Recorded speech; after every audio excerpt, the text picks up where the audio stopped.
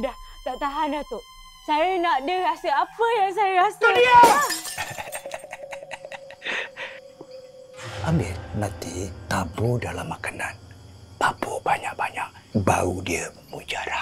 Baik, Tok. Asyik balik lambat je. Nalah. Awak ni dah kenapa? Kenapa masin sangat awak hari ni? Masin?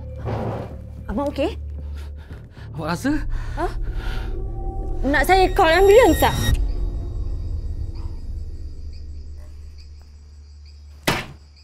Hidup ni memang seni nak tipu orang.